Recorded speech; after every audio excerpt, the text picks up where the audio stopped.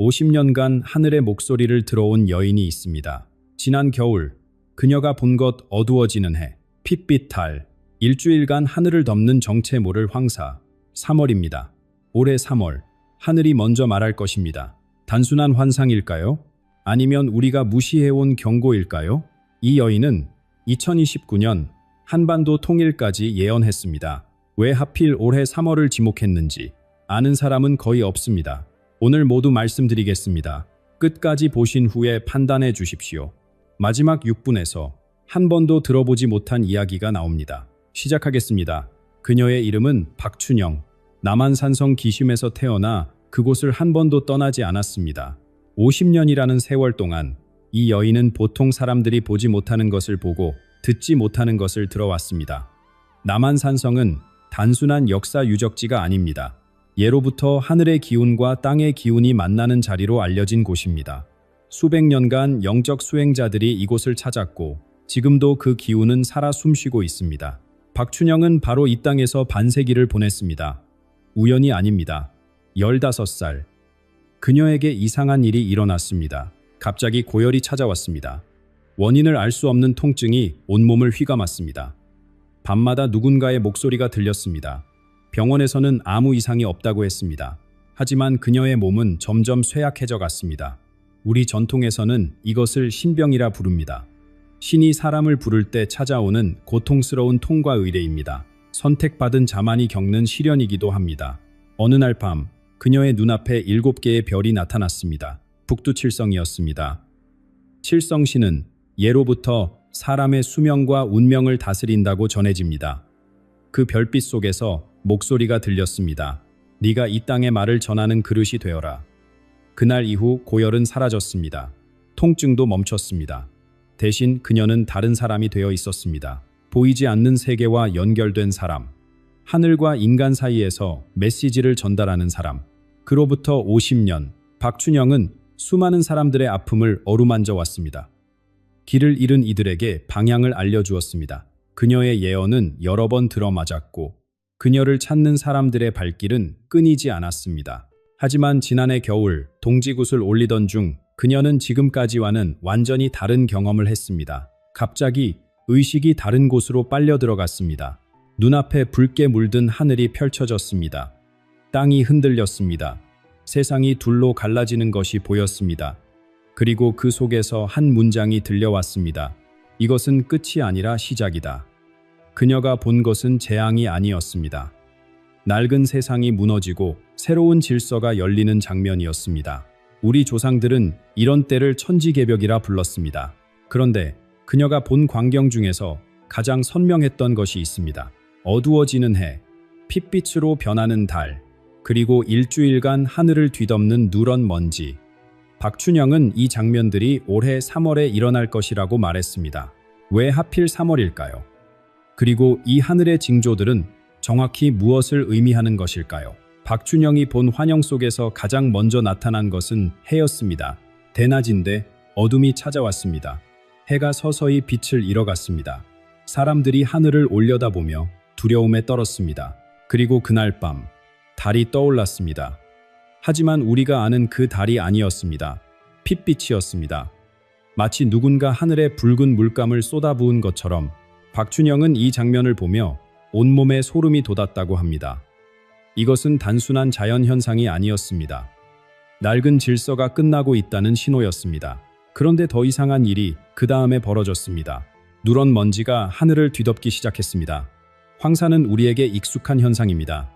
봄이면 을에 찾아오는 불청객이니까요. 하지만 박춘영이 본 황사는 달랐습니다. 일주일 동안 멈추지 않았습니다. 그리고 그 먼지 속에는 설명할 수 없는 무언가가 섞여 있었습니다. 과학자들이 분석해도 정체를 알 수 없는 물질. 그녀는 말했습니다. 하늘이 무언가를 뿌리고 있었습니다. 마치 이 땅을 씻어내려는 것처럼. 여러분은 이것을 어떻게 받아들이시겠습니까? 미신이라고 치부하기는 쉽습니다. 하지만 잠시 생각해 보십시오. 최근 몇 년간 우리가 목격한 것들을요. 예측 불가능한 기상이변, 전에 없던 폭우와 폭염, 계절의 경계가 무너지고 있습니다. 자연이 우리에게 무언가를 말하고 있는 것은 아닐까요? 우리가 그 언어를 잊어버린 것은 아닐까요? 박춘영은 이 현상들을 재앙으로 보지 않습니다. 그녀는 이것을 하늘이 보내는 시각적 메시지라고 해석합니다. 경고이자 초대장입니다. 지금처럼 살면 안 된다는 경고, 그리고 다르게 살아보라는 초대. 두려움은 때로 가장 강력한 스승이 됩니다. 평소에는 무시하던 것들을 두려움 앞에서는 직시하게 되니까요. 하늘이 어두워지고 달이 붉어지는 그 순간, 사람들은 비로소 고개를 들어 위를 바라볼 것입니다. 우리 조상들은 이런 이치를 잘 알고 있었습니다. 하늘에서 일어나는 일은 땅의 일과 따로 놀지 않습니다. 천인상응이라 했습니다. 하늘과 인간은 서로 감응한다는 뜻입니다. 하늘이 어두워지는 것은 인간의 마음이 어두워졌기 때문입니다. 달이 붉어지는 것은 세상의 분노와 갈등이 쌓였기 때문입니다. 하늘은 거울입니다. 우리의 모습을 비추는 거대한 거울. 그렇다면 지금 이 거울은 무엇을 비추고 있을까요? 3월의 하늘이 보여줄 징조는 단순한 구경거리가 아닙니다. 우리 모두에게 던지는 질문입니다. 그리고 이 질문에 어떻게 답하느냐에 따라 앞으로 펼쳐질 일들이 달라질 것입니다. 지금 이 순간에도 보이지 않는 곳에서 무언가가 움직이고 있습니다. 하늘만 변하는 것이 아닙니다. 우리 눈에 보이지 않는 세계에서도 거대한 전쟁이 벌어지고 있습니다. 박춘영은 지금 이 순간에도 우리 눈에 보이지 않는 곳에서 거대한 싸움이 벌어지고 있다고 말합니다. 총소리도 없고 폭발도 없습니다. 하지만 그 어떤 전쟁보다 치열합니다. 이것은 영의 세계에서 벌어지는 전쟁입니다. 정의를 따르는 존재들과 그에 맞서는 존재들 사이의 충돌, 양심과 탐욕 사이의 궁극적인 대결. 그리고 올해 이 싸움이 절정에 달한다고 합니다. 이 전쟁의 영향은 이미 우리 삶 곳곳에 나타나고 있습니다. 주변을 둘러보십시오. 사람들 사이의 갈등이 점점 깊어지고 있지 않습니까? 작은 의견 차이가 돌이킬 수 없는 다툼으로 번집니다. 오랜 관계가 하루아침에 무너집니다. 가족끼리도 등을 돌립니다. 사회 전체가 양쪽으로 갈라지고 있습니다. 이것은 단순한 사회 현상이 아닙니다. 보이지 않는 세계의 전쟁이 보이는 세계로 스며들고 있는 것입니다. 박춘영은 이것을 영혼의 양극화라고 부릅니다. 지금까지 많은 사람들이 중간지대에서 살아왔습니다. 완전히 착하지도 않고 완전히 나쁘지도 않은 회색 영역. 상황에 따라 이쪽으로 기울었다가 저쪽으로 기울기도 했습니다. 그런데 이제 그 중간지대가 사라지고 있습니다. 모든 사람이 선택을 강요받는 시대가 온 것입니다. 정직하게 살 것인가? 끝없는 욕심을 따를 것인가? 더 이상 어정쩡하게 서 있을 자리가 없습니다. 여기서 우리가 알아야 할 것이 있습니다. 우리 전통에서는 잡귀라는 개념이 있습니다. 낮은 차원의 존재들입니다. 이들은 어둡고 탁한 기운에 끌려옵니다. 물질에 대한 집착, 타인을 향한 미움, 끝없는 불만과 분노. 이런 감정들이 쌓이면 사람의 기운이 흐려집니다. 그리고 흐려진 기운은 잡귀들을 불러들입니다. 최근 설명하기 어려운 사건들이 늘어나고 있다고 느끼지 않으십니까? 이해할 수 없는 범죄, 갑작스러운 사고, 원인 모를 불운. 박춘영은 이것이 우연이 아니라고 말합니다. 그렇다면 우리는 어떻게 스스로를 지킬 수 있을까요? 답은 의외로 가까운 곳에 있습니다. 바로 조상의 힘입니다. 현대를 살아가면서 우리는 조상을 기리는 전통을 점점 잊어가고 있습니다. 명절에 형식적으로 지내는 의례, 귀찮은 의무처럼 여겨지는 제사. 하지만 우리 선조들은 알고 있었습니다. 조상과의 연결이 끊어지면 개인의 보호막도 약해진다는 것을. 조상은 단순히 과거의 사람들이 아닙니다. 지금도 후손을 지켜보고 보살피는 존재들입니다. 진심으로 선조를 기억하고 그 가르침을 되새길 때 우리는 보호받습니다. 형식이 아닌 마음입니다. 비싼 재물이 아니라 진정한 감사입니다. 이것이 가장 강력한 영적 방패가 됩니다. 보이지 않는 전쟁 속에서 우리를 지켜주는 힘. 그런데 이 싸움은 영적 세계에만 머무르지 않습니다. 물질 세계 전체가 지금 커다란 전환점 앞에 서 있습니다. 영적 세계만 요동치는 것이 아닙니다. 우리가 살아온 물질, 문명 전체가 흔들리고 있습니다. 지난 수십 년간 세계는 한 방향으로 달려왔습니다. 더 많이 벌고, 더 높이 올라가고, 더 많이 가지는 것. 돈이 성공의 척도였고 경쟁에서 이기는 자가 존경받았습니다. 우리나라도 이 흐름 속에서 눈부신 성장을 이루었습니다. 전쟁의 폐허에서 세계가 놀라는 경제 대국이 되었습니다. 하지만 지금 솔직하게 스스로에게 물어보십시오. 우리는 정말 행복해졌습니까? 바깥은 풍요로워졌는데 안은 비어갑니다. 통계를 보면 알 수 있습니다. 우울함을 느끼는 사람들이 늘고 있습니다. 불안에 시달리는 이들이 많아지고 있습니다. 스스로 목숨을 끊는 비극도 줄지 않습니다. 물질로는 채울 수 없는 무언가가 있습니다. 아무리 좋은 차를 타고 넓은 집에 살아도 마음 한구석의 허전함은 사라지지 않습니다. 돈으로 살 수 없는 것, 권력으로 얻을 수 없는 것, 사람들이 그것을 찾아 헤매고 있습니다. 박춘영은 이것을 시대의 영적 결핍이라고 말합니다. 개인의 문제가 아닙니다. 시대 전체가 앓고 있는 병입니다. 물질 중심의 삶이 한계에 도달한 것입니다. 더 이상 그 방식으로는 인간의 영혼을 만족시킬 수 없습니다. 포화점에 이른 것입니다. 그리고 포화점에 도달한 것은 반드시 터지거나 변하게 되어 있습니다. 지금 세계는 커다란 전환의 문턱에 서 있습니다. 무엇을 가졌느냐가 중요한 시대에서 어떤 사람이냐가 중요한 시대로, 소유의 시대에서 존재의 시대로, 마음의 평화, 삶의 의미, 진정한 관계, 이런 것들이 새로운 가치의 기준이 됩니다. 물질적 부를 쌓는 것보다 내면의 성숙을 이루는 것이 더 귀하게 여겨지는 세상이 오고 있습니다. 이 변화의 중심에 동양의 오래된 지혜가 있습니다. 우리 조상들은 이미 알고 있었습니다. 세상 만물은 서로 연결되어 있다는 것을, 음과 양이 조화를 이룰 때 비로소 균형이 잡힌다는 것을, 오행의 기운이 순환할 때 생명이 유지된다는 것을, 서양의 과학이 이제야 깨닫기 시작한 진리를 동양은 수천 년 전부터 품고 있었습니다. 모든 것이 하나로 이어져 있다는 깨달음. 그것이 이제 다시 빛을 발할 때가 왔습니다. 그렇다면 이 거대한 변화는 어디서부터 시작될까요? 박춘영은 흥미로운 이야기를 합니다. 이 전 세계적인 영적 전환의 중심에 작은 반도가 있다고, 동아시아 끝자락에 자리한 이 땅이 새로운 문명의 씨앗을 품고 있다고, 바로 우리가 서 있는 이 땅 이야기입니다. 작은 반도의 나라가 어떻게 세계 문명의 중심이 될 수 있을까요? 언뜻 들으면 과장처럼 느껴질 수 있습니다. 하지만 박춘영은 단호하게 말합니다. 이 땅에는 다른 곳에서 찾아볼 수 없는 특별한 기운이 흐르고 있다고. 그 비밀은 산줄기에 있습니다.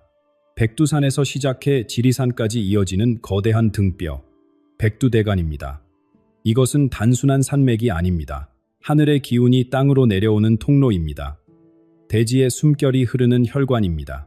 수천 년간 우리 조상들은 이 땅의 기운을 보살펴 왔습니다. 산신에게 제를 올리고 명당을 지키며 자연과 더불어 살았습니다. 땅을 함부로 파헤치지 않았습니다. 물길을 억지로 바꾸지 않았습니다. 그들은 알고 있었습니다. 이 땅이 단순한 흙덩이가 아니라 살아 숨쉬는 존재라는 것을. 그렇게 축적된 영적 에너지가 수천 년 동안 이 반도에 쌓여왔습니다. 그리고 지금 그 기운이 서서히 깨어나고 있습니다. 혹시 한류의 성공을 단순한 우연이라고 생각하셨습니까? 우리나라의 노래가 전 세계를 휩쓸고 있습니다. 드라마가 수십 개 나라에서 사랑받고 있습니다. 영화가 세계 최고의 상을 받았습니다. 많은 사람들이 이것을 마케팅의 승리라고, 기획의 성공이라고 말합니다. 틀린 말은 아닙니다. 하지만 그것만으로는 설명되지 않는 부분이 있습니다. 왜 하필 이 작은 나라의 문화가 전 세계인의 마음을 움직이는 것일까요? 박춘영은 이것을 한국만의 에너지라고 부릅니다. 우리 문화 속에는 독특한 것이 담겨 있습니다. 정이라 부르는 따뜻함, 한이라 부르는 깊은 감성, 흥이라 부르는 생명력, 이런 것들이 음악에, 이야기에, 춤에 녹아 있습니다. 사람들은 그것을 느낍니다. 말로 설명할 수 없어도 마음으로 알아챕니다. 영혼이 반응하는 것입니다. 그래서 언어가 달라도 눈물을 흘리고, 문화가 달라도 함께 웃습니다. 하지만 이것은 시작에 불과합니다. 박춘영은 말합니다. 노래와 영화는 준비 단계일 뿐이라고. 진짜 전해야 할 것은 아직 나오지 않았다고. 그것은 바로 우리 민족의 정신입니다. 홍익인간, 널리 인간을 이롭게 한다는 뜻입니다. 수천 년 전 이 땅에 나라를 세울 때 품었던 이상입니다. 경쟁이 아닌 상생, 약탈이 아닌 나눔. 이 오래된 가르침이 새로운 시대의 윤리적 기반이 될 것입니다. 이 땅의 영적 정화가 마무리될 때 한 가지 일이 일어납니다. 오랫동안 기다려온 일입니다. 가장 조심스러운 일이기도 합니다. 70년 넘게 갈라져 있던 것이 다시 하나가 되는 일. 박춘영은 그 시간이 머지 않았다고 말합니다. 70년이 넘었습니다. 한 민족이 둘로 나뉜 채 살아온 시간입니다. 같은 말을 쓰고 같은 피가 흐르는데 만날 수 없습니다. 북쪽에 두고 온 가족을 그리워하다 눈을 감은 어르신들이 얼마나 많습니까? 이 산의 아픔은 세월이 흘러도 옅어지지 않습니다. 오히려 시간이 갈수록 무거워집니다. 다시 만날 수 있을까? 살아생전에 그날이 올까? 이 물음을 품고 사는 분들이 아직도 많습니다. 박춘영은 그날이 머지 않았다고 말합니다. 2029년에서 2030년 사이, 이 시기에 북쪽에서 근본적인 변화가 일어날 것이라고 합니다. 많은 사람들이 통일을 생각할 때 전쟁을 떠올립니다. 폭탄이 터지고 군대가 움직이는 장면을요. 하지만 박춘영이 본 것은 달랐습니다. 피 한 방울 흐르지 않았습니다. 총소리도 없었습니다. 마치 굳게 닫혀있던 문이 어느 날 스르르 열리는 것처럼, 막혀있던 길이 갑자기 뚫리는 것처럼, 그렇게 자연스럽게 경계가 녹아내렸습니다. 이것을 천시라고 합니다. 하늘이 정한 때입니다. 사람의 계획으로는 이룰 수 없는 일들이 있습니다. 아무리 노력해도 시기가 아니면 열리지 않는 문이 있습니다. 하지만 때가 차면 예상치 못한 방식으로 길이 열립니다. 인간의 힘으로 할 수 없다고 여겼던 일이 순식간에 이루어집니다. 박춘영은 통일이 바로 그런 일이 될 것이라고 말합니다. 정치인들의 협상이 아닙니다. 하늘과 땅의 기운이 무르익어서 저절로 이루어지는 일입니다. 통일이 되면 한반도의 기운이 완전해집니다. 지금 백두대간은 중간에서 끊겨 있습니다. 하늘의 기운이 백두산에서 내려와 남쪽으로 흐르다가 휴전선에서 막힙니다. 용의 몸통이 잘린 것과 같습니다. 그래서 이 땅의 운이 제 힘을 발휘하지 못하고 있습니다. 경계가 사라지면 막혔던 기운이 다시 흐릅니다.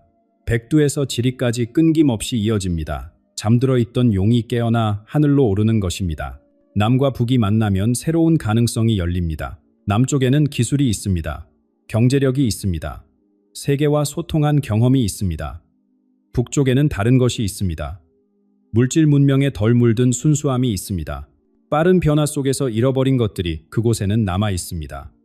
이 둘이 만날 때 어느 한쪽만으로는 만들 수 없는 것이 탄생합니다. 동양과 서양, 전통과 현대, 물질과 영성이 조화를 이루는 나라, 세계가 본받고 싶어 하는 나라. 박춘영은 그것이 우리의 미래라고 말합니다. 하지만 그 미래는 그냥 오지 않습니다. 준비하는 자에게 찾아옵니다. 지금 우리가 어떻게 살아가느냐가 그 미래의 모습을 결정합니다. 변화의 시대를 어떻게 맞이해야 할까요? 박춘영이 마지막으로 전하는 말이 있습니다. 두려우십니까? 솔직히 그럴 수 있습니다. 오늘 들으신 이야기들이 마음을 무겁게 했을 수도 있습니다. 하늘이 어두워지고 보이지 않는 전쟁이 벌어지고 세상이 뒤집힌다는 말이 편하게 들릴 리 없습니다. 하지만 박춘영은 분명히 말합니다. 두려워하지 말라고. 이 모든 것은 필요한 과정이라고. 우리 속담에 이런 말이 있습니다. 썩은 나무는 베어내야 새싹이 자란다고. 지금 일어나는 변화들은 파괴가 아닙니다. 정화입니다. 낡고 병든 것을 걷어내는 과정입니다. 그래야만 새로운 것이 들어설 자리가 생깁니다. 아이를 낳을 때 산모가 겪는 고통을 생각해 보십시오. 그 순간은 괴롭습니다. 하지만 그 고통 끝에 새 생명이 찾아옵니다. 지금 세상이 겪는 진통도 마찬가지입니다. 더 나은 세상을 낳기 위한 과정입니다. 그렇다면 우리는 무엇을 해야 할까요? 박춘영이 전하는 생존의 비결은 단순합니다. 첫째, 정직하게 사십시오. 어떤 유혹이 와도 양심을 팔지 마십시오. 세상이 아무리 혼란스러워도 자신의 중심을 지키는 사람은 흔들리지 않습니다. 둘째, 욕심을 줄이십시오. 필요한 것과 원하는 것은 다릅니다. 단순하게 살수록 마음이 가벼워집니다. 가벼운 마음은 어두운 기운이 파고들 틈을 주지 않습니다. 셋째, 뿌리와 다시 연결되십시오. 조상을 기억하십시오. 가족과 진심으로 대화하십시오. 바쁜 일상 속에서 끊어졌던 연결고리를 다시 이어야 합니다. 혼자서는 거센 바람을 견디기 어렵습니다. 하지만 뿌리가 깊은 나무는 태풍에도 쓰러지지 않습니다. 여러분의 뿌리는 가족이고 조상이고 이 땅의 역사입니다. 한 가지 기억하셔야 할 것이 있습니다. 예언은 미래를 확정짓는 것이 아닙니다. 흐름을 보여주는 것입니다. 강물이 어디로 흐르는지 알려줄 뿐입니다. 그 물살 속에서 어떻게 헤엄칠지는 우리 각자의 몫입니다. 인간에게는 자유의지가 있습니다. 같은 변화의 시대라도 누군가에게는 재앙이 되고 누군가에게는 기회가 됩니다. 차이는 준비에 있습니다. 마음의 준비, 영혼의 준비. 3월이 오기 전에 스스로를 돌아보십시오. 내 마음은 맑은가? 내 삶은 균형 잡혀 있는가? 내가 붙잡고 있는 것들 중에 놓아야 할 것은 없는가? 이 질문들과 마주하는 것이 가장 확실한 대비입니다. 하늘의 징조가 어떻게 나타나든 내면이 평화로운 사람은 흔들리지 않습니다. 오늘 영상에서 나눈 이야기는 예언에서 영감을 받은 내용입니다. 여러분께 생각할 거리를 드리고 싶었습니다. 두렵게 만들려는 것이 아닙니다. 다가오는 시대를 어떻게 맞이할지 함께 고민하고 싶었습니다. 모든 것은 결국 여러분의 선택에 달려 있습니다. 현명하게 판단하시길 바랍니다. 여러분의 생각은 어떠십니까? 최근 느끼신 것들, 마음에 떠오른 것들이 있다면 댓글로 나눠주십시오. 함께 이야기 나눌 때 우리는 더 지혜로워집니다.